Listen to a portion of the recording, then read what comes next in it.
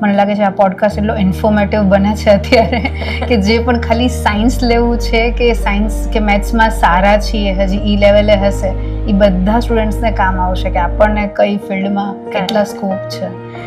Yes પૃથ્વી, congratulations. આટલી મોટી achievement, India માટે આટલી મોટો માઇલસ્ટોન આપણે કવર કરેલો. તો એ જે મેથેમેટિકલ મોડલ બનાવીએ એમાં બધું આપણું સાઇન થીટા, ટ્રિગ્નોમેટ્રી, આપણું કેલ્ક્યુલસ બધું યુઝ થઈ જાય છે. ઇન્ટિગ્રેશન, ડિફરન્શિએશન બધું યુઝ થઈ જાય છે. મને સ્કૂલનો ક્લાસ દેખાઈ ગયો. સો મેં જે કામ કરેલું એ પ્રોજેક્ટ મતલબ એ વ્હીકલને લોન્ચ વ્હીકલ કહેવાય, સ્મોલ સેટેલાઇટ લોન્ચ વ્હીકલ બનાવેલું. સો હું તમને એક ફન સ્ટોરી કહું. હું 12th છે ને ફેલ થઈ હતી. ઓ સો એટલે છોકરું બહુ કન્ફ્યુઝ થઈ જાય કે એને શું કરવું, અને બહુ ઓવરવેલ્મ થઈ જાય કે હું આ બી શીખી લઉં, આ બી શીખી લઉં, આ બી શીખી લઉં.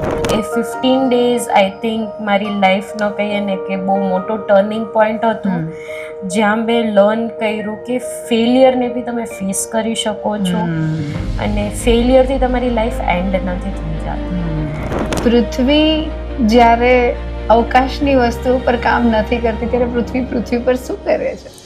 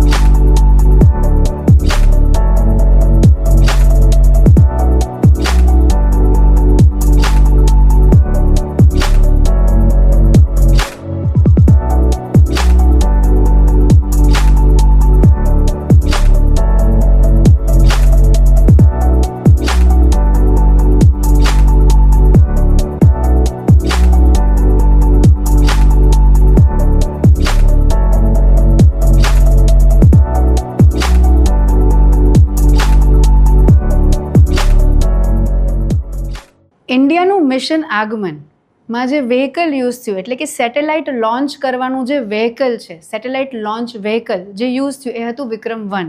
એ વિક્રમ-1ની ડેવલપમેન્ટ ટીમમાં જે હતી આપણી વિભાપરની દીકરી પૃથ્વી સંઘાણી. આજે આપણા ઇન્ડિપેન્ડન્સ ડેના સ્પેશિયલ એપિસોડ પર આપણી સાથે છે પૃથ્વી સંઘાણી. જાણીએ થોડી વાતો એમની પાસેથી. યસ પૃથ્વી, કોંગ્રેચ્યુલેશન્સ. આટલી મોટી અચીવમેન્ટ, ઇન્ડિયા માટે આટલી મોટો માઇલસ્ટોન આપણે કવર કરેલો, અને એમાં તમારો એક રોલ છે. આ ફિલિંગ જ કેટલી મસ્ત હશે ને? યા તો બહુ જ પ્રાઉડ ફીલ થાય છે કે ઇન્ડિયા હવે વન ઓફ એક કન્ટ્રી છે જેની પાસે પ્રાઇવેટ લોન્ચ વ્હીકલની બી કેપેબિલિટી છે. તો India 3rd country in the world છે કે જેની પાસે હવે પ્રાઇવેટ લોન્ચ કેપેબિલિટી છે, પ્રૂવન કેપેબિલિટી છે.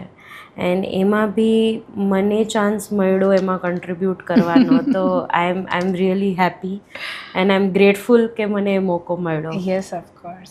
તો તમે ડિટેલમાં થોડું સમજાવી શકો કે જે સેટેલાઇટ વ્હીકલ જે છે, જેના પર તમે કામ કર્યું, તો એ પ્રોજેક્ટ એક્ઝેક્ટલી શું હતો? અને થોડું લેમેન લેંગ્વેજમાં, મતલબ ઇંગ્લિશ વર્ડ્સ યુઝ કરો બટ લેમેન લેંગ્વેજમાં, જે અમારું બેકગ્રાઉન્ડ ના હોય, બધા લોકો, અમારા વ્યુઅર્સ બધા સમજી શકે એવી રીતે. સો મેં જે કામ કરેલું એ પ્રોજેક્ટ મતલબ એ વ્હીકલને લોન્ચ વ્હીકલ કહેવાય, સ્મોલ સેટેલાઇટ લોન્ચ વ્હીકલ બનાવેલું.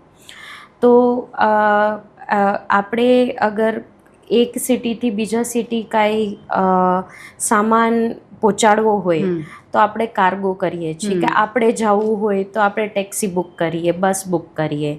તો એવી જ રીતના આપણે અગર ગ્રાઉન્ડથી અવકાશમાં કાંઈ વસ્તુ મોકલવી છે તો એના માટે બી તમને કંઈક વેહિકલ જોશે. તો એ વેહિકલ છે લોન્ચ વેહિકલ. એન્ડ એ વેહિકલના બેઝિક કહીએ ને કે 5 કમ્પોનન્ટ છે જે એન્જિનિયરિંગ ફિલ્ડ જે ઇન્વોલ્ડ છે એમાં. આપણે સ્ટ્રક્ચર્સ કહી દઈએ, એરોડાયનામિક્સ કહી દઈએ, પ્રપલ્શન કહી દઈએ, એવિયોનિક્સ કહીએ ને જીએનસી કહીએ. તો આ ટર્મ્સ બહુ હેવી છે, બટ બહુ સિમ્પલ છે. જો અગર તમે તમારી ડે ટુ ડે ટેકનોલોજી અગર જુઓ છો કે તમારું વેહિકલ છે, તો તમારું વેહિકલનું ઢાંચું છે, એ તમે રિલેટ કરી શકો છો સ્ટ્રક્ચર સાથે. ઓકે. તમારો વેહિકલનો જે શેપ બનાવવામાં આવે છે, તો ત્યાં એરોડાયનામિક્સનો યુઝ થાય છે કે જે હવા તમારા વાહન ઉપર લાગે છે એનો ફ્લો કેવી રીતના છે, તો એ એરોડાયનામિક્સ ફિલ્ડ છે. પ્રપલ્શન તો અગેન ઇંધણ આવી ગયું, તો એવી રીતના લોન્ચ વેહિકલને બી ઇંધણની જરૂર પડે છે. એવિયોનિક્સ અને જીએનસી છે એ એક સોફ્ટવેર પાર્ટ છે વેહિકલમાં. હાર્ડવેર બી છે અને સોફ્ટવેર બી છે, બટ એ ઇલેક્ટ્રોનિક્સ કમ્પોનન્ટ્સ અને સોફ્ટવેરનું ઇન્ટરેક્શન છે. તો તમે કહી શકો કે એ વેહિકલનું બ્રેન છે, કે એ ડિસાઈડ કરે છે કે વેહિકલને કઈ ડાયરેક્શનમાં જવું જોઈએ, કે કેટલું એની દિશા ચેન્જ કરવી જોઈએ અવકાશમાં. તો એ જે અલ્ગોરિધમ છે એ જીએનસી ટીમ લખે, એને આપણે કહીએ તો ગાઈડન્સ, નેવિગેશન એન્ડ કંટ્રોલ. તો એમાં મેં આ વેહિકલ પર કંટ્રોલ પર કામ કરેલું. તો કંટ્રોલનું કામ એ છે કે તમે અગર તમારા ડાયરેક્શનથી ભટકે છે વેહિકલ, તો એને પાછું એના ડાયરેક્શનમાં લઈ આવવું, એને પાછું એના પાથ પર લઈ આવવું, કરેક્શન કરવું, એ કંટ્રોલનું કામ છે. તમે સાચો રસ્તો દેખાડો છો. કરેક્ટ. ઓકે. તો હું મારા અનુભવથી કહું તો મને અહીંયાથી ક્યાંય પહોંચવું છે લોકેશન પર, તો મેં ગૂગલમાં કર્યું મેપ અને મેં સેટ કરી દીધું, અને હું જ્યારે એક રસ્તો મેં એક લેફ્ટની બદલે રાઈટ લઈ લીધો તો એન રૂટ થઈ ગયું. કરેક્ટ. તો જે ડી રૂટ થઈ ગયું છે ને એન રૂટ કરવાનું કામ જે છે એ આ વેહિકલ માટે. હા, તો આપણે અગર વેહિકલનું જ એક્ઝામ્પલ લઈએ, તમે જે જીપીએસનું લીધું, તો આપણે જીપીએસમાં તમે ક્યાં છો એ ઇન્ફોર્મેશન જે તમને મળે છે, તો એ ક્યાં છો એ શોધવાનું કામ નેવિગેશન કરે. તમારે તમારું ડેસ્ટિનેશન ડિસાઇડેડ છે, બટ કેવી રીતના જવું એ તમારું ગાઈડન્સ ડિસાઇડ કરે. અને કંટ્રોલ ડિસાઇડ કરે કે તમે ક્યાં છો ને મારે ક્યાં જવું છે, તો કેટલું અંતર છે, તો તમારે કઈ ગલી કેટલું કરેક્શન કરવું પડશે, મારે વળાંક લેવો છે તો કેટલો વળાંક લેવો. તો એ કરેક્શન જે કરે છે એ કંટ્રોલ કરેક્શન કરે છે. તો તમને ગાઈડન્સ કહે છે તમારે કેવી રીતના જવું, તમને નેવિગેશન કહે છે કે તમે ક્યાં છો. એટલે કંટ્રોલ આ બે ઇન્ફોર્મેશનથી ડિસાઇડ કરે છે, અચ્છા હું અહીંથી અહીંયા કેવી રીતના જઈશ, કેટલું લીવર આપીશ. સમજાણું. તો આ તમારો રોલ હતો કે તમે આ ટીમમાં હતા. યસ. ઓકે. અને આ પ્રોજેક્ટ આટલો ઇમ્પોર્ટન્ટ કઈ રીતે હતો? તો અગર આપણે જોવા જઈએ તો અત્યાર સુધી ઇન્ડિયામાં લોન્ચ વેહિકલ્સ ખાલી આપણી ગવર્મેન્ટ ઓર્ગેનાઇઝેશન ઇસરો જ કામ કરતી હતી. રિસન્ટલી ઘણા સેટઅપ ઇન્ડિયામાં ઊભા થયા કે જ્યાં પ્રાઇવેટ કંપનીઝ બી પોતાનું લોન્ચ વેહિકલ બનાવી શકે છે. અચ્છા. હા. સો એ ઇન્ડિયા માટે બહુ મેજર માઇલસ્ટોન હતો કે હવે પ્રાઇવેટ સેક્ટર બી લોન્ચ વેહિકલમાં આવે છે. પ્રાઇવેટ સેક્ટર પણ આ ફિલ્ડમાં આવી શકે છે. ઓકે. તો this is the first private company. This is the first private company જેમને પોતાનું લોન્ચ વેહિકલ બનાવ્યું, private launch vehicle. And like it's first time success.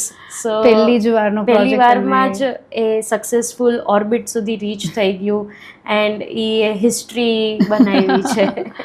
Yes, મેં હાઇલાઇટ્સ જોયા હતા તો મને એ વસ્તુ મળી કે એક તો પહેલું પ્રાઇવેટ કંપની છે ઇન્ડિયાનું, બીજી વસ્તુ if I am not wrong બધા પાર્ટ્સ ઇન્ડિયામાં બનેલા છે એવું કંઈ?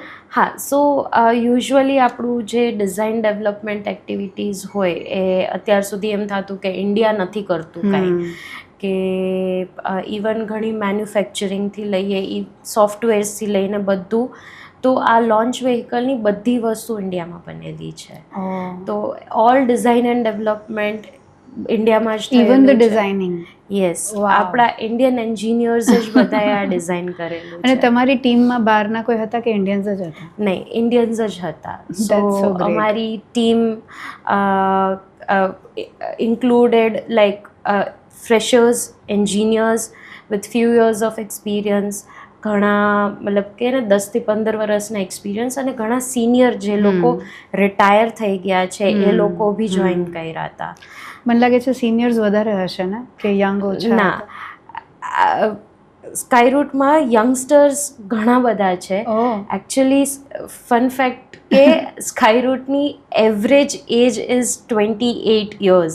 વાવ. યા તો મેજર લોકો આઈ થિંક 30-35 30-40 રેન્જ વાળા હશે આઈ થિંક. સો આપણે કહી શકીએ કે 22 મતલબ જસ્ટ આફ્ટર કોલેજ પાસ થઈ ગયાથી વધુ લોકો જોઈન થયા છે. સો આપણે કહીએ જેન્ઝી બી એમાં ઇન્ક્લુડેડ છે. વાવ વાવ. એટલે યંગસ્ટર્સ વધારે હતા અને સિનિયર્સ આઈ થિંક ખાલી સુપરવાઇઝ કે ગાઈડ કરતા. સો એ લોકો થ્રુ એન્ડ થ્રુ બધા ટાઈમે ગાઈડન્સ કન્સલ્ટેશન, બિકોઝ અગેન આ બહુ મોટો પ્રોજેક્ટ છે જેમાં એક્સપિરિયન્સ બહુ વધુ ઇમ્પોર્ટન્ટ રોલ ભજવે છે. તો એના માટે જે બી એક્સપર્ટ્સ હતા એ ડિસિઝન મેકિંગમાં અને કે પ્રોપર ગાઈડન્સ આપવામાં બહુ જ એમનો મહત્વપૂર્ણ ભાગ રહ્યા છે. ઓબ્વિયસલી હા, એ લોકોની ભૂલોથી એમને ખબર હોય કે શું ના કરવું. બટ જ્યાં ડેવલપમેન્ટ એક્ટિવિટી આવે છે એ એન્જિનિયર્સે કરેલું છે. સો એ આપણા ઇન્ડિયાના એન્જિનિયર્સે જ બધું ડિઝાઇન એન્ડ ડેવલપ કરેલું છે. ઓકે. અને આમાં સેટેલાઇટ નથી રાઈટ? આ ખાલી વ્હીકલ છે જે તમે બનાવ્યું. કરેક્ટ. સો આના પર સેટેલાઇટ્સ હતી, પેલોડ હતા, બટ કહીએ ને કે બીજી કંપનીઝના પેલોડ હતા. એમાંનું એક સ્કાયરૂટનું બી પેલોડ હતું જે ડેમોન્સ્ટ્રેશન સેટેલાઇટ હતી. બટ મેઇન પ્રોજેક્ટ જે છે મિશન આગમન વિક્રમ-1 એ લોન્ચ વેહિકલનો પ્રોજેક્ટ છે. But at the same time એવું બી નહોતું કે ડમી પેલોડ કાંઈ માસ નાખી દીધો હતો. ધ એકચ્યુઅલ સેટેલાઇટ એમાં મૂકવામાં આવેલી હતી. તમે એક્સપ્લેન કરતા હતા એમાં તમે પેલોડ્સ બોલો છો. પેલોડ શું છે? એટલે જેની અંદર સેટેલાઇટ રહે છે એ છે કે બીજું કંઈ?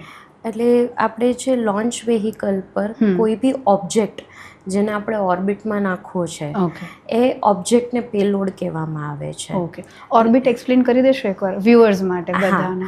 સો ઓર્બિટ એ એક રસ્તો છે. જેમ આપણે કેમ ગ્રાઉન્ડ પર પાથ બનેલા છે કે ભાઈ અહીંયાથી આ રસ્તાથી આપણે અગર જામનગરથી રાજકોટ જવું હોય તો આ રસ્તો લેવાનો કે એ રીતના, કે તમે કહો એક રિંગ રોડ બનેલો છે સિટીની અરાઉન્ડ. તો એવી રીતના કે કોઈ બી સેટેલાઇટ જ્યારે તમે કે ઉપગ્રહ કહીએ છીએ આપણે, એને જ્યારે તમે અવકાશમાં મોકલો તો એને એક ફિક્સ્ડ રસ્તા પર મૂકવી પડે કે જેથી એ ગુરુત્વાકર્ષણના બળથી અંદર સેટેલાઇટ ડ્રોપ ના થઈ જાય અર્થ પર.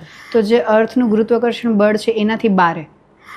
ના, આપણે અર્થનું ગુરુત્વાકર્ષણ બળ રહેશે જ, પણ આપણે એને એક ગતિએ મોકલીએ કે ઈ હાઈટ પર ઈ સસ્ટેન્ડ ફર્યા રાખે. તો ત્યાં એ ગતિ મહત્વની છે કે એ આપણે એ જ્યારે એને ઓર્બિટ ઇન્સર્શન કહીએ કે જ્યારે આપણે સેટેલાઇટ છોડવી છે ત્યારે એ ઓર્બિટ પર એ હાઈટ પર એને એ સ્પેસિફિક ગતિએ જ છોડવી પડે તો જ એ ઓર્બિટમાં રહે, નહીંતર એ આવીને નીચે પડી જાય, અધરવાઇઝ એ ઉપર વહી જાય. અચ્છા, તો એક પરફેક્ટ ઓલું હશે કે એકદમ બારે પણ નથી ગુરુત્વાકર્ષણ બળની અને અંદર પણ પડી જાય. યસ. ઓકે.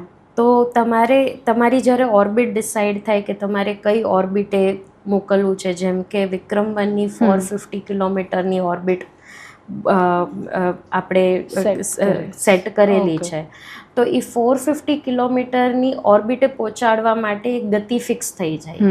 એ ગતિએ જ એ ઓબ્જેક્ટને ફેંકવાનું જેથી એ અર્થની ઇર્દ ગિર્દ એ ડાયરેક્શનમાં ફરતું રહે.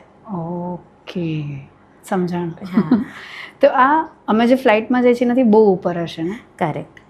ફ્લાઇટ હશે જે કમર્શિયલ ફ્લાઇટ, આ બધું 450 કિલોમીટર. તો આપણે અગર કહીએ કે ઇન્ટરનેશનલ સ્પેસ સ્ટેશન છે કે જ્યાં આપણે એસ્ટ્રોનોટ્સ બધા મોકલે છે એક્સપેરિમેન્ટ કરવા, તો એ 400 કિલોમીટર્સ પર છે. તો આ ઓર્બિટ આમ જોવા જઈએ કેટેગરી વાઇઝ એને લો અર્થ ઓર્બિટ કહેવાય, but still 400 kilometres is quite too much. Yeah. Okay. અને તમે મેન્શન કરેલું ડિઝાઇન, તો આમાં ડિઝાઇનર્સની જરૂર પડે. તો મને એટલું સમજાય કે ખાલી સ્મૂધલી એક ઓબ્જેક્ટ જઈ શકે, હવાનું કાંઈ એને પ્રેશર ના આવે, એટલું જ હોય કે બીજી ઘણી વસ્તુ હોઈ શકે? તો જેમ મેં પહેલાં સમજાવ્યું કે ભાઈ લોન્ચ વેહિકલ છે એમાં 5 મેઇન બ્રાન્ચ ગણાવી, જે સ્ટ્રક્ચર્સ થઈ ગયું, એરોડાયનામિક્સ થઈ ગયું, એવિયોનિક્સ થઈ ગયું, GNC થઈ ગયું, તો પ્રપલ્શન થઈ ગયું. તો આ બધી વસ્તુ માટે તમારે ડિઝાઇન કરવી પડે કે તમારું સ્ટ્રક્ચર છે પણ એ કેટલું મજબૂત હોવું જોઈએ કે જ્યારે એ તમારા હવાના દબાણથી જે પ્રેશરમાંથી એને પસાર થવું પડશે ત્યારે એ વિથસ્ટેન્ડ કરી શકશે. તો એની પર્ટિક્યુલર ડિઝાઇન એ તમારે કરવી પડે કે ભાઈ કેટલી થિકનેસ રાખવાની છે, કેટલું સ્ટ્રોંગ રાખવાનું છે.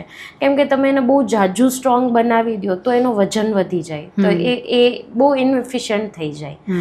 તો તમારે એક પ્રોપર માપ રાખવો પડે કે એ હળવું બી હોય, એટ ધ સેમ ટાઈમ એ સ્ટ્રોંગ બી હોય. તો ત્યાં તમે પછી મટીરિયલ સાયન્સ આવી જાય. એટલે ઘણી બધી એન્જિનિયરિંગ ફિલ્ડ્સ છે આમાં ટચ થાય છે. ઘણી વખત શું થાય કે એન્જિનિયર્સને એમ થાય કે બહુ કોર બ્રાન્ચ છે જે આમાં કામ કરે છે, પણ એવું નથી. જેમ કે મટીરિયલ સાયન્સ છે તો એ જ્યારે તમે સ્ટ્રક્ચર બનાવો છો ત્યારે કઈ ટાઈપનું મટીરિયલ વાપરવું એના માટે બી તમને આઈડિયા લાગે, તો એના માટે તમને મટીરિયલ સાયન્સના એન્જિનિયર્સ જોઈએ. એવી જ રીતના પ્રપલ્શન છે તો ત્યાં આપણું નોર્મલ પેટ્રોલ કે ડીઝલ એ યુઝ નથી થતું, એનું સ્પેશિયલ ગ્રેન બનાવવું પડે.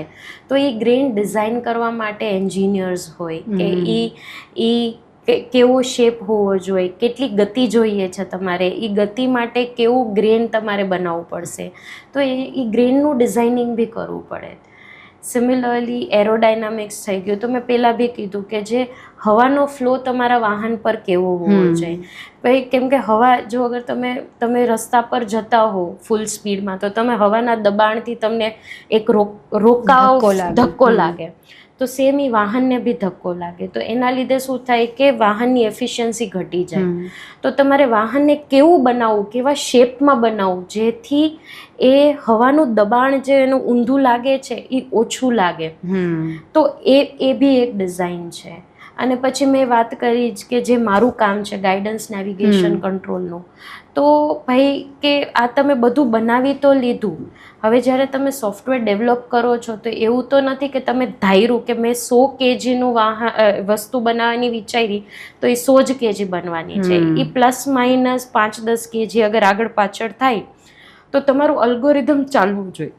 તો જે મેં ગાઈડન્સ નેવિગેશન કંટ્રોલની વાત કરી તો એ બધો સોફ્ટવેરનો પાર્ટ આવી ગયો કે ભાઈ તમને ડેટા મળેલો છે સેન્સરમાંથી, પણ એ ડેટા એવો તો નહીં હોય કે તમને એકચ્યુઅલ ડેટા આપશે. એમાં નોઇસ હશે, ઇન્ટરફિયરન્સ હશે. તો એ જે બધી તમને ઇન્ફોર્મેશન મળે છે એમાંથી થોડોક ડેટા એક્સટ્રેક્ટ કરવો પડે, પ્રોસેસિંગ કરવું પડે. અને પછી જે મેં પહેલાં વાત કરી કે ભાઈ સેન્સરે ડેટા મને મારી પ્રેઝન્ટ લોકેશન ખબર પડી ગઈ છે, મારે ક્યાં જવું છે એ ખબર પડી ગયું છે, એટલે કરેક્શન હું કંટ્રોલથી આપીશ. બટ કંટ્રોલથી કરેક્શન આપ્યા પછી બી એક હાર્ડવેરની કમાન્ડ જશે કે જે કરેક્શન કરશે ફિઝિકલી. તો એ જે હાર્ડવેર ડેવલપમેન્ટ છે એના માટે બી again mechanical engineers, electrical engineers, બધા ડિફરન્ટ એન્જિનિયર્સ આમાં ઇન્વોલ્વ છે, સોફ્ટવેર એન્જિનિયર્સ. સો આ એક વેહિકલ બનાવવા માટે એવું નથી કે ખાલી એરોસ્પેસ એન્જિનિયરની જરૂર છે. એરોસ્પેસ એ એક ડોમેન છે જેનું અન્ડરસ્ટેન્ડિંગ તમને હોવું જોઈએ, બટ એના માટે તમને બધા ટાઈપના એન્જિનિયર્સ છે. થર્મલ થઈ ગયું, તમારું સ્ટ્રક્ચર્સ થઈ ગયું, મિકેનિકલ થઈ ગયું, કેમિકલ એન્જિનિયર્સ થઈ ગયું, બધા ટાઈપના એન્જિનિયર્સની આમાં જરૂરત છે. મને લાગે છે આ પોડકાસ્ટ એટલો ઇન્ફોર્મેટિવ બને છે અત્યારે કે જે પણ ખાલી સાયન્સ લેવું છે કે સાયન્સ કે મેથ્સમાં સારા છીએ, હજી ઈ લેવલે હશે, એ બધા સ્ટુડન્ટ્સને કામ આવશે કે આપણને કઈ ફિલ્ડમાં કેટલા સ્કોપ છે. કરેક્ટ. સો યુઝ્યુઅલી ઘણા શું હોય, આપણે એમ લાગે કે મિકેનિકલ એન્જિનિયર છે કે જેમ કે મેં ઇન્સ્ટ્રુમેન્ટેશન એન્ડ કંટ્રોલ કરેલું બેચલર્સમાં, તો મારો એમ હતો કે હું પ્રોસેસ ઇન્ડસ્ટ્રીમાં જઈશ, હું પ્રોસેસ ઇન્ડસ્ટ્રીના કંટ્રોલ પર કામ કરીશ. પણ જ્યારે પછી મેં મારું માસ્ટર્સ કરેલું ત્યારે મને આઈડિયા લાગ્યો કે ભાઈ મારું જે નોલેજ મેં બેચલર્સમાં ગેઇન કરેલું હતું એ હું અહીંયા બી અપ્લાય કરી શકું છું, જસ્ટ ખાલી એપ્લિકેશન ચેન્જ થઈ ગઈ છે.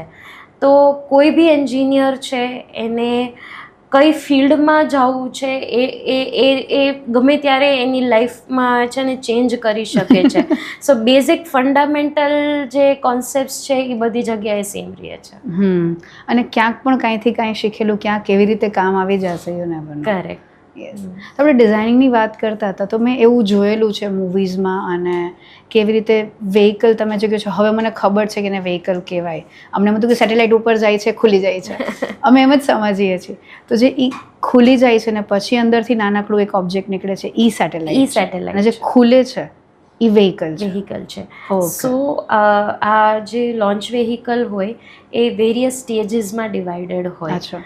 તો એનું રીઝન છે કે તમે છે ને એક આપણે જે ઈંધણની વાત કરીએ તો રોકેટ સાયન્સમાં એને ગ્રેન કહેવામાં આવે છે જ્યારે સોલિડ ઈંધણ વાપરવામાં આવે છે ત્યારે. તો એ તમે એક વારમાં અગર તમારે એ સ્ટેજને પહોંચાડવું હોય ને એ ઈંધણ તમે બનાવવા જાઓ તો એ બહુ હેવી બની જાય અને એ બહુ ઇનએફિશિયન્ટ વે છે. એટલે શું કરે કે વેહિકલને મલ્ટિપલ પાર્ટ્સમાં ડિવાઈડ કરી દે. એટલે જેમ તમે વિક્રમ-1 અગર તમે વિડીયો જોશો તો તમે જોશો કે 3 વાર સ્ટેજ સેપરેટ થાય છે. મતલબ એ 3 સ્ટેજમાં એ ઈંધણ બર્ન થયું છે. તો જ્યારે બી એક સ્ટેજનું ઈંધણ ખતમ થઈ જાય એટલે એને ડિટેચ કરી દેવામાં આવે અને નેક્સ્ટ સ્ટેજ ટેક ઓવર કરી લે. એવી રીતના 3rd સ્ટેજ ને 4th સ્ટેજ. અને જ્યારે તમે 4th સ્ટેજ તમે જે ઓપન થવાની વાત કરી તો એ એકચ્યુઅલી એક કોન્સેપ્ટ છે એને પેલોડ ફેરિંગ કહેવામાં આવે છે PLF. તો એ એકચ્યુઅલી આપણું જે સેટેલાઇટ હોય છે ને અંદર એ કાંઈ બી એક્સપેરિમેન્ટ માટે મૂકવામાં આવેલું હોય કે સર્વેલન્સ માટે મૂકવામાં આવેલું હોય તો ઓબ્વિયસલી તમે જ્યારે એને એટમોસ્ફિયરમાંથી એને પસાર કરશો તો એના ઉપર દબાણ આવશે ને એ ડિસ્ટ્રોય થશે. ડિસ્ટ્રોય ન થાય ને એના માટે એના ઉપર એક શિલ્ડ મૂકવામાં આવે છે.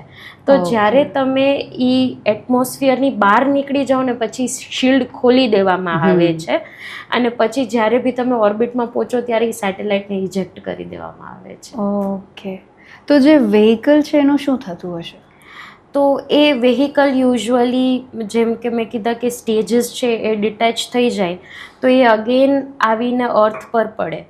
તો એના માટે બી સેપરેટ સ્ટડી કરવામાં આવે છે કે જ્યારે એ ડિટેચ થશે તો એવા મેથેમેટિકલ મોડલ્સ બનાવીએ જે પ્રિડિક્ટ કરે કે ભાઈ અગર મેં આ સમયે આ ગતિએ એ ઓબ્જેક્ટને છોડ્યું કે સ્ટેજને મેં સેપરેટ કર્યું તો એ અર્થમાં કયા એરિયામાં આવીને પડશે, કેટલા રેડિયસની અંદર પડશે. તો એ તમારા કંટ્રોલમાં હોય?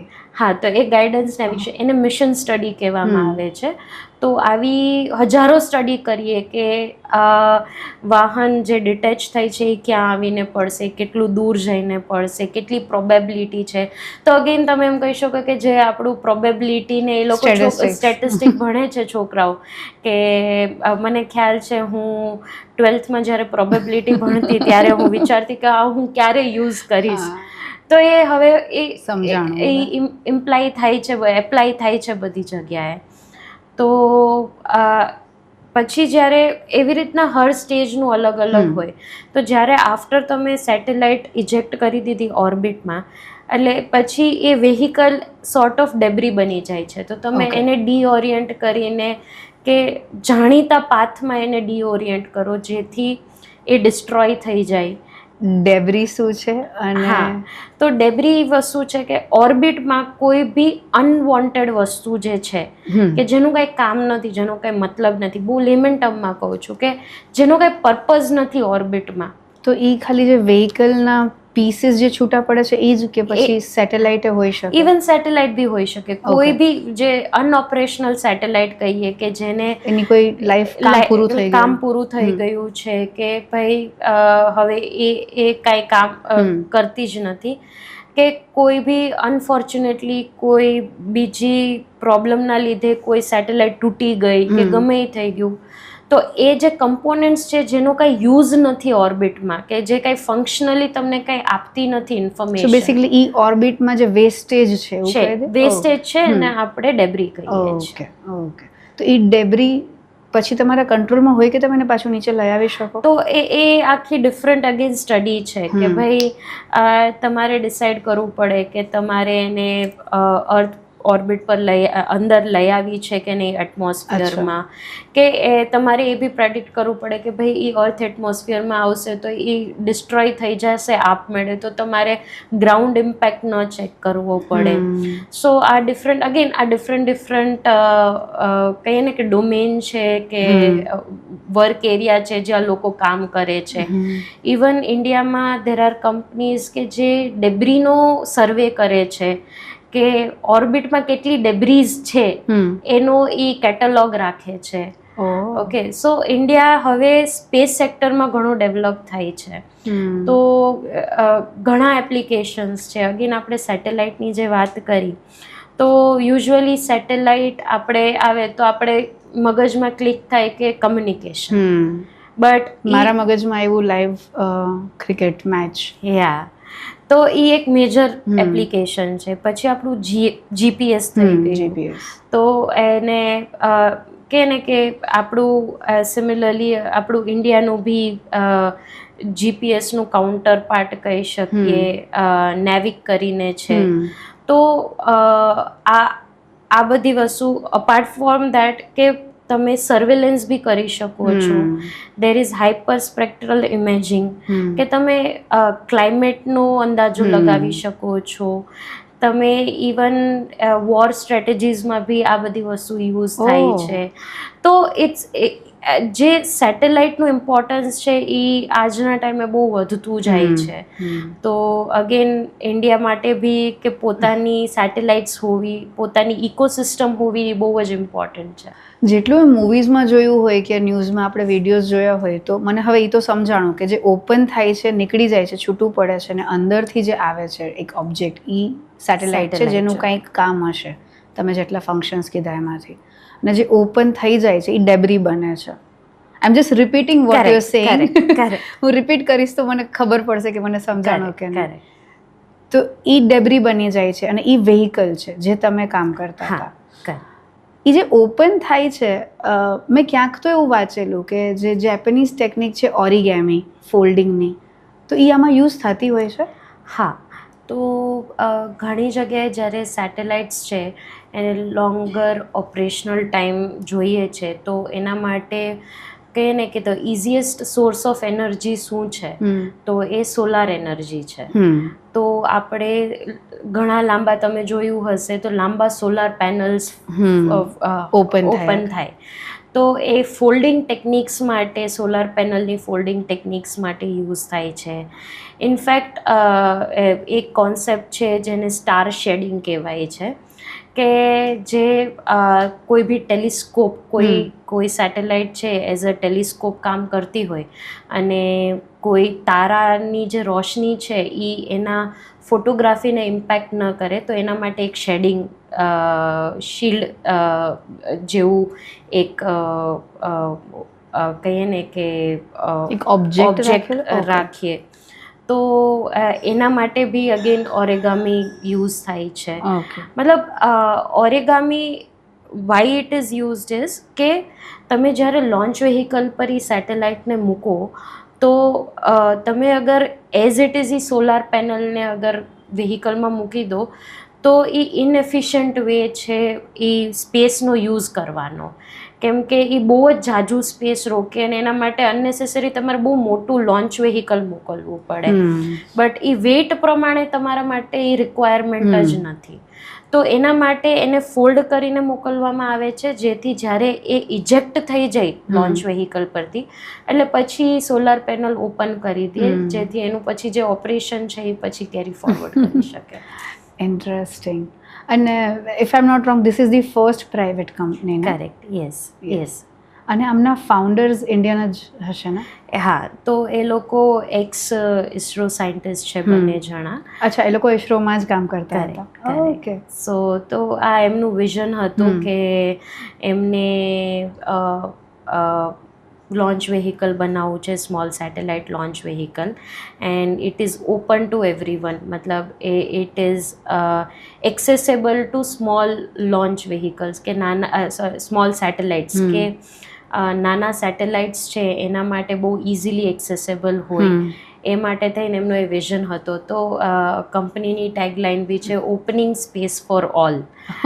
સો હા, આ એમનો વિઝન હતો અને એ વિઝનથી એમને આ કંપની શરૂ કરી અને મને મોકો મળ્યો આ જર્નીનો પાર્ટ બનવાનો. કેટલો ટાઈમ લાગ્યો તમને આ પ્રોજેક્ટ પર? તમે કેટલો ટાઈમ તમે આમાં કામ કર્યું? હા, તો હું 5 વર્ષથી આ પ્રોજેક્ટ પર કામ કરતી હતી. અને એ ટાઈમમાં કાંઈ ચેલેન્જિંગ કોઈ ઇન્સિડન્સ?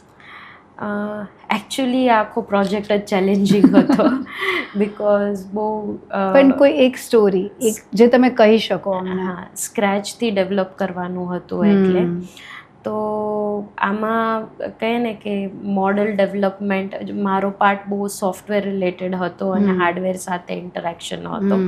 તો હું બહુ ચેલેન્જિંગ તો નહીં કહું પણ બહુ એક્સાઇટિંગ મોમેન્ટ્સ મારા માટે એ હતા કે જ્યારે હું સોફ્ટવેર પર સિમ્યુલેટ કરતી અને જ્યારે હું હાર્ડવેર સાથે એને રન કરતી અને જ્યારે રિઝલ્ટ્સ મેચ થતા ત્યારે એ બહુ એક્સાઇટિંગ હતું.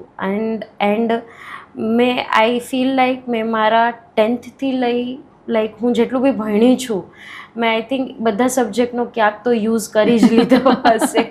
અચ્છા, તો અમને જે ક્વેશ્ચન થાય છે સિન થીટા અને બધું ક્યાં કેવી રીતે યુઝ, આ બધું સિરિયસલી કામ આવે છે? હા. સો અમે લોકો જે આ લોન્ચ વેહિકલ ઉડે ને એ પહેલાં એનું મેથમેટિકલ મોડલ બનાવવામાં આવે. તો એની નાનામાં નાની ડિટેલ મોડલ કરવામાં આવે જેથી અમને ખબર પડે કે એ જ્યારે ઉડશે ત્યારે એનું પરફોર્મન્સ કેવું હશે. અને એ મોડેલ એટલું ડિટેલ હોય અને અમે એમાં એટલા વેરિએશન આપીએ અને ટ્રાય કરીએ કે એ કેટલી વખત ફેલ થશે જેથી અમને અંદાજો મળે કે બિફોર એ વેહિકલ લોન્ચ પેડ પર જાય છે એ પહેલાં અમને પૂરો અંદાજો હોય કે આમાં શું શું થઈ શકે એમ છે. તો એ જે મેથમેટિકલ મોડલ બનાવીએ એમાં બધું આપણું સાઇન થીટા, ટ્રિગ્નોમેટ્રી, આપણું કેલ્ક્યુલસ બધું યુઝ થઈ જાય છે. ઇન્ટિગ્રેશન, ડિફરન્શિએશન બધું યુઝ થઈ જાય છે. મને સ્કૂલનો ક્લાસ દેખાઈ ગયો. બટ બહુ ઇન્ટરેસ્ટિંગ છે. જ્યારે આપણે ભણીએ ત્યારે આપણે ઇક્વેશન્સ જ ખબર હોય કે આવી કંઈક ફોર્મ્યુલાઝ છે એને કરવાની છે. બટ જ્યારે તમે એને અપ્લાય કરો ત્યારે તમને ખબર પડે કે ઇન રિયાલિટી આ કેવી રીતના વર્ક કરે છે. તો ત્યારે એ મેથ તમને બહુ ઇન્ટરેસ્ટિંગ લાગવા માંડે. ઇન્ટરેસ્ટિંગ એ લાગે ને એમ થાય કે સારું ત્યારે ભણ્યા. હા, તો અત્યારે બધું કામ આવે છે. યસ. તમારા ફ્યુચર ગોલ શું છે? લોંગ ટર્મ પણ કહો અને શોર્ટ ટર્મ પણ કહો.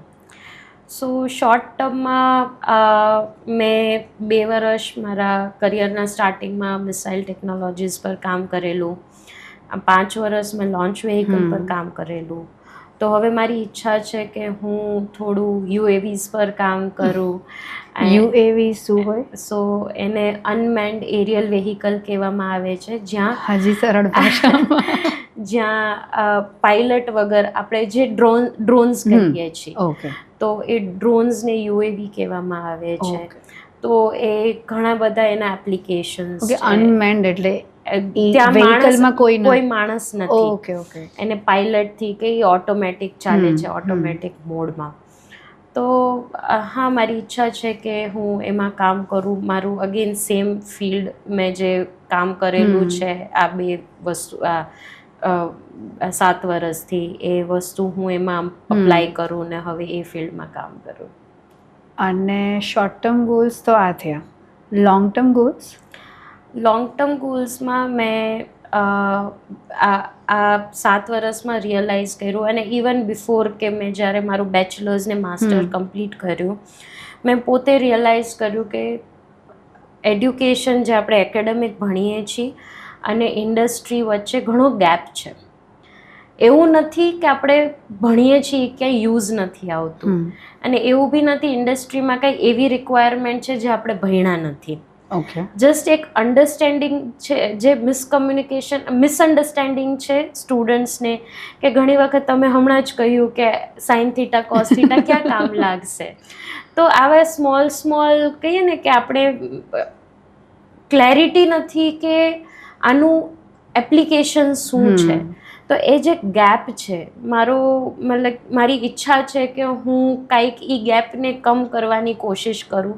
તો એ મારો લોંગ ટર્મ ગોલ છે કે હું સ્ટુડન્ટ્સમાં એ અવેરનેસ ફેલાવું કે તમે જે ભણો છો એનું રિયલ એપ્લિકેશન છે વર્લ્ડમાં, and it's not just for marks, કે તમે એને અપ્લાય કરી શકો છો. વાવ, તો ભણતા હો ત્યારે જ સરખું શીખી લો. કરેક્ટ. તો એ આગળ કામ તો એ આવશે.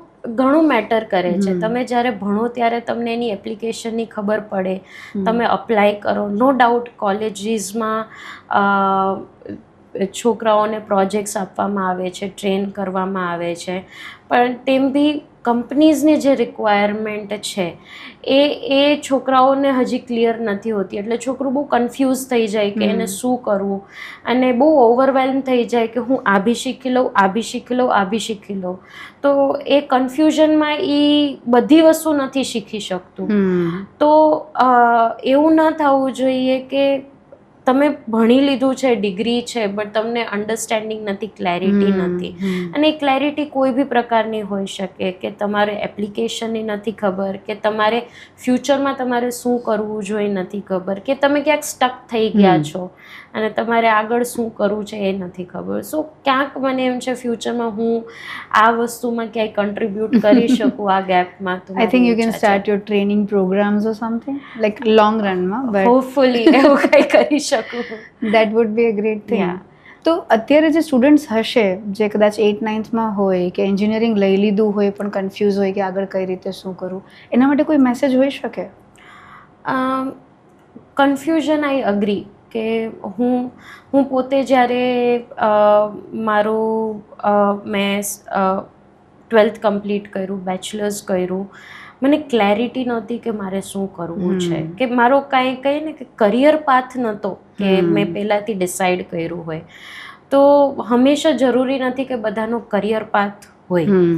તો મારી એડવાઇસ છોકરાઓને એ રહેશે કે તમે એટલીસ્ટ તમારો શોર્ટ ટર્મ ગોલ બનાવો, તમારે શું કરવું છે, અને તમે એ કરતાં ફિગર આઉટ કરો કે તમે આગળ ક્યાં જઈ શકો છો. કેમ કે પરફેક્ટ કરિયર પ્લાન કોઈ પાસે નહીં હોય. એ એક્સપિરિયન્સ અને હાર્ડવર્કથી જ તમારો કરિયર પાથ બને છે.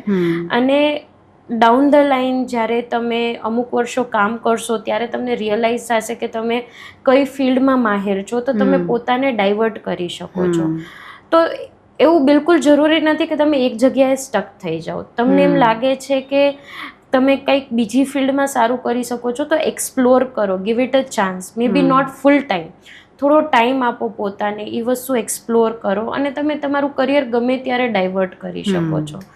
તો મને એમ લાગે છે કે જે આપણી એડ્યુકેશન, જે આપણે 12th કરીએ છીએ, બેચલર્સ કરીએ છીએ, એ આપને અન્ડરસ્ટેન્ડિંગ ડેવલપ કરવા માટે છે, કે તમારો બેઝ ફાઉન્ડેશન બનાવવા માટે. બટ એવું બિલકુલ જરૂરી નથી કે તમે જે ભણ્યા છો એ જ તમે ઓલ ટુગેધર આખી લાઈફ એ કરવાના છો. તો તમને તમારો પર્પઝ ક્યાંક ને ક્યાંક મળી જશે.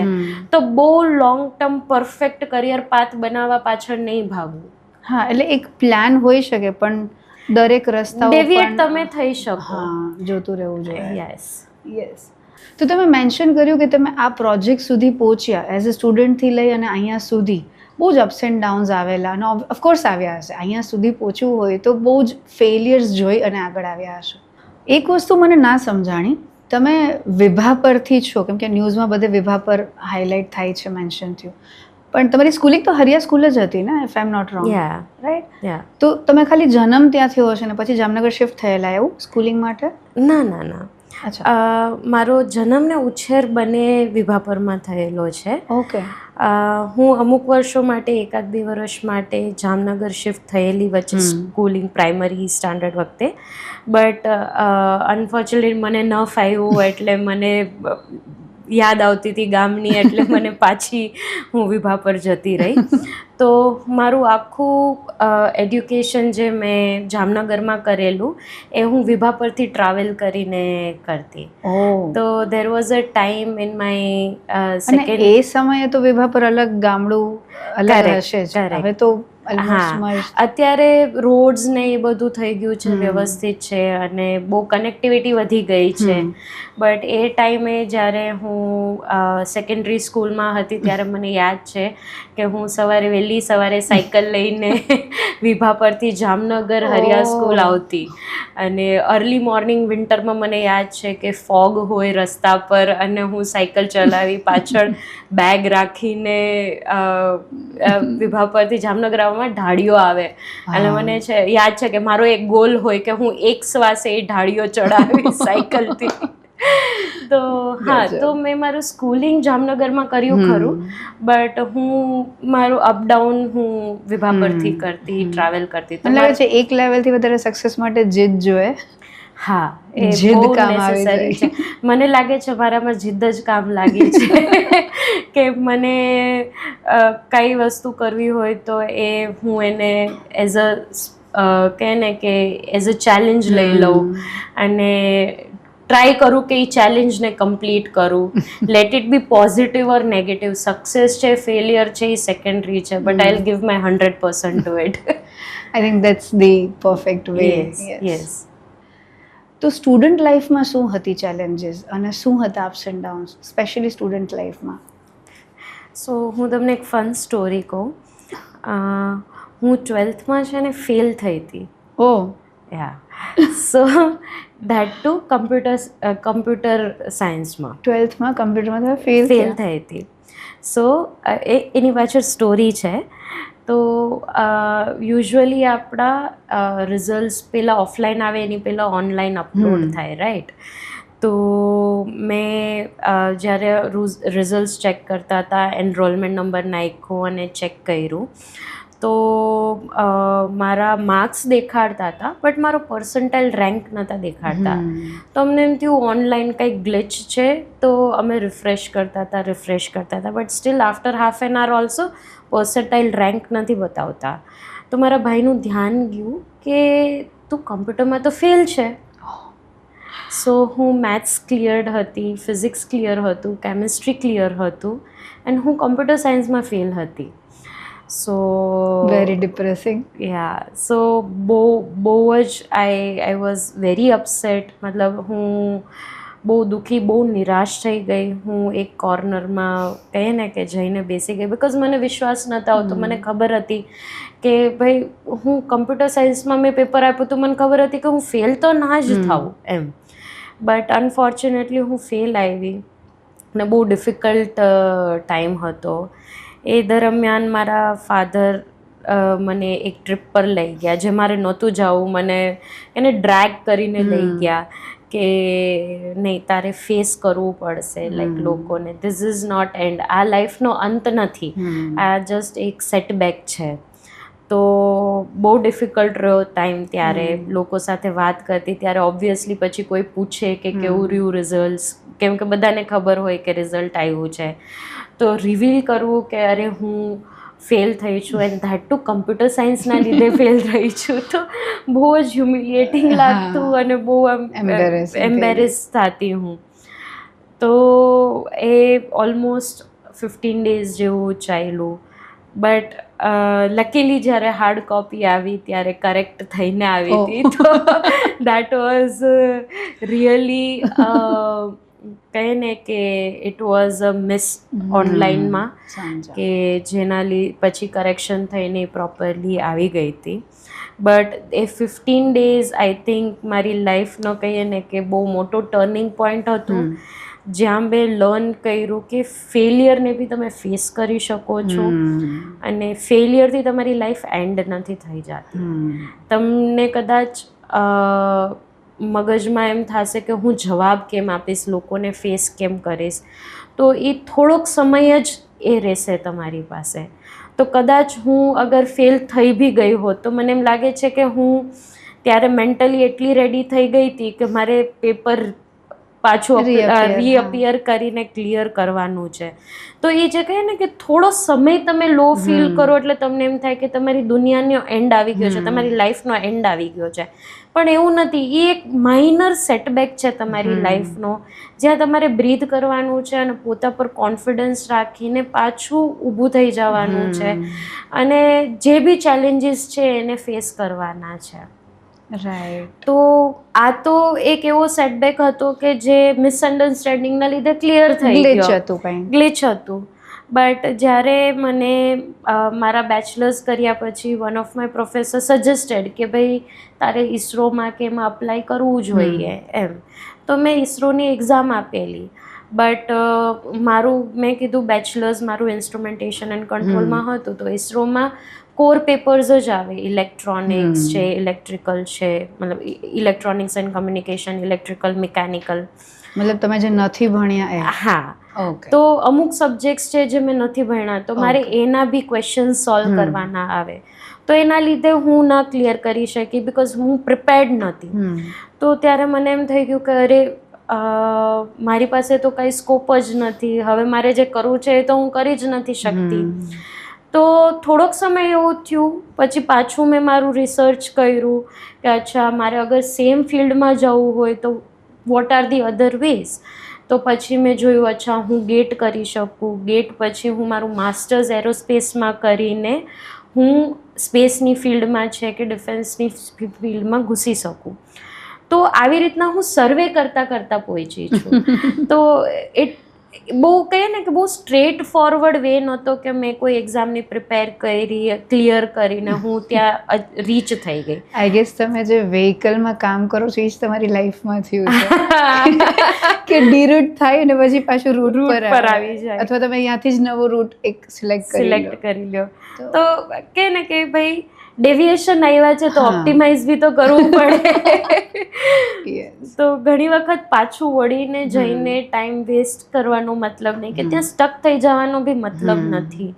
તો કાંઈ બી આપણે વસ્તુ જોઈએ છે, અચીવ કરવી છે, તો કોઈ બી ફેલિયર છે એને પોઝિટિવલી લઈ એમાંથી લર્ન કરીને આગળ વધવું જ best solution. So best thing is કે તમે મૂવ કરતા રહો, પછી કાંઈક ત્યાંથી રસ્તા નીકળતા જ રહેશે. અને કદાચ ઘણીવાર એવું હોય કે તમને એક જગ્યાએથી, મારી લાઈફમાં તો એવા એક્સપિરિયન્સીસ વધારે છે, એક જગ્યાએથી કાંઈ ફેલિયર થયું હોય, ક્યાંક ફેલ થયા હોય, કે ઇન્ટરવ્યૂ ના આપી શક્યા હોય, કે ઇન્ટરવ્યૂમાં આપણે ના સિલેક્ટ થયા હોય, કે ક્યાંક કંઈક વસ્તુ આપણે જોતી હોય પ્લાનથી ના થાય, ત્યારે પછી એટલું મસ્ત અલગ રીતે થઈ જાય ને. થોડો ટાઈમ બહુ ડિપ્રેસિવ હોય કે મેં પ્લાન કર્યું હતું, મેં મારી મહેનત કરી હતી, મેં મારા 100% આપ્યા હતા અને ન થયું, પણ પછી જે બીજું થાય ને આનાથી બેટર થયું હોય. હું તમને એક ઇન્ટરેસ્ટિંગ સ્ટોરી કહું.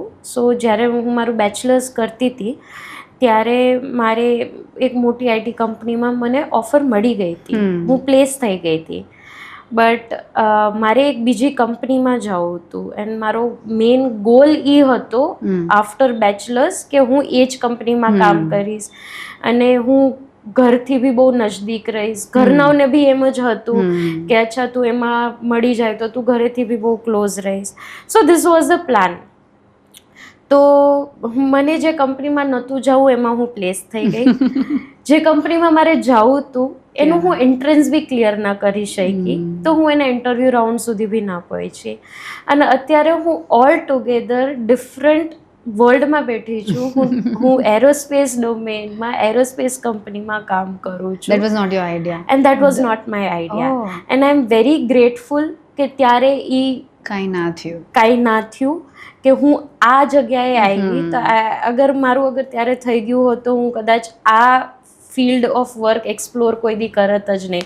તો ઘણી વખત કહે ને કે આપણા મનનું ન થાય ને એ આપણા માટે વધુ સારું હોય. એક્ઝેક્ટલી. થોડી પર્સનલ લાઈફની વાત કરીએ. પૃથ્વી જ્યારે અવકાશની વસ્તુ પર કામ નથી કરતી ત્યારે પૃથ્વી પર શું કરે છે? તો મને સિંગિંગનો બહુ શોખ છે. ઓકે. તો હું ટ્રેન્ડ સિંગર નથી, but singing is a therapy for me. તો હું જ્યારે બી મને થોડો બી જેટલો બી ટાઈમ મળે મળી જાય છે. હા, કાઢવો પડે છે બટ મળી જાય છે. તો જ્યારે બી કહે ને કે કામથી હું બહુ સ્ટ્રેસ થઈ ગઈ છું કે મને બહુ કેઓસ લાગે મારી લાઈફમાં, ત્યારે હું મારા એસ્કેપ પાછળ જાઉં છું.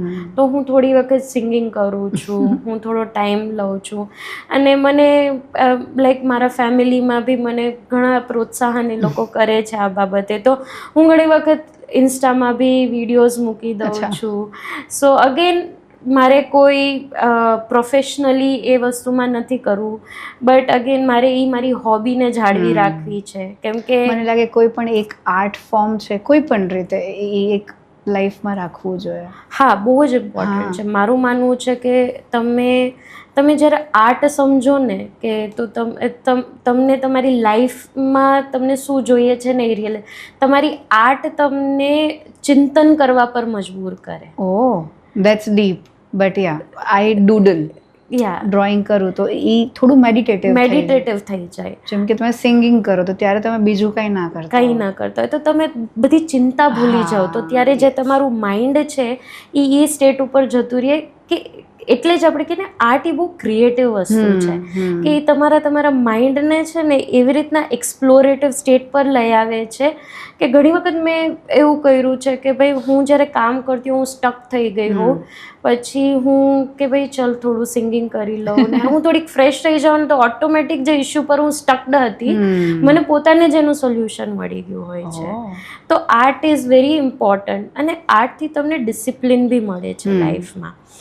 ડિસિપ્લિન એટલે એવું નથી કે સવારે વહેલા ઉઠા ને કે બટ લાઈફ કેવી રીતના કન્ડક્ટ કરવી ને એ તમારું આર્ટ તમને શીખવે છે. તો લાઈફમાં આર્ટનું હોવું બહુ જરૂરી છે. એટ ધ એન્ડ આપણે હ્યુમન્સ છીએ, right? Humans are meant for all this things. Human to human connections and art, any form of art. It was a really interesting podcast. બહુ જ મજા પડી. સેકન્ડ સિઝન અમે સ્ટાર્ટ કરી અને બહુ જ ઇન્ટરેસ્ટિંગ ગેસ્ટ મળ્યા અમને અને એકદમ શોર્ટ નોટિસમાં થઈ ગયું. That's the best part. Yeah, thank you so much giving this time. Thank you for having me here. Yes.